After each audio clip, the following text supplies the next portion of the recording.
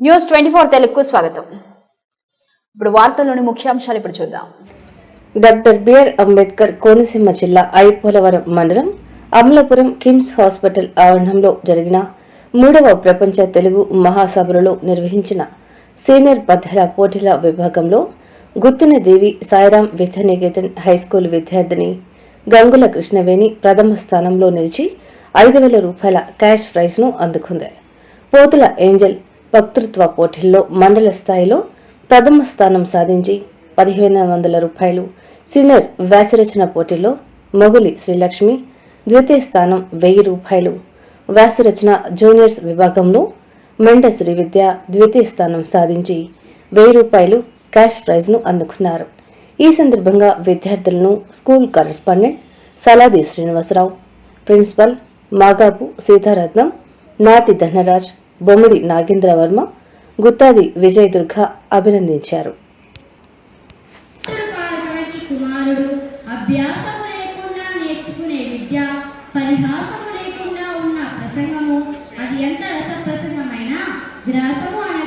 భోజనం పెట్టని అనగా జీతం లేని ఉద్యోగం ఎందుకు పనికి రావయా ఓ పెమ్మయ సింగధీమణి కొడుకుల్ బుట్టల టంచు నేర్తురవివేకుల్ జీవన భ్రాంతులై కొడుకుల్ బుట్టల కౌరవెంత్ర కరేకున్ వారిచే మేఘతుల్ వర్షం పుత్రులేని ఆశునకున్ వాటిల్లనే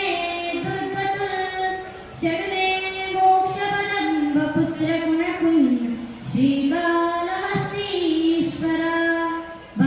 ఓ కాళహస్తీశ్వర, కేవలం కుమారుడు జన్మించినంత మాత్రమే మోక్షం లభిస్తుందనుకోవడం పొరపాటే. శుక మహర్షికి కుమారుడు లేరు, అయినప్పటికీ అతనికి నరకం లభించినదా? సిరిగలవానికి ఎడల చేసిన మేలది నిష్ఫలం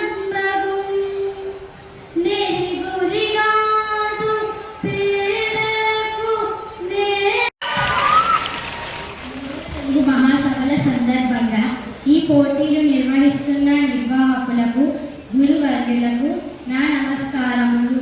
నా పేరు కృష్ణవేణి.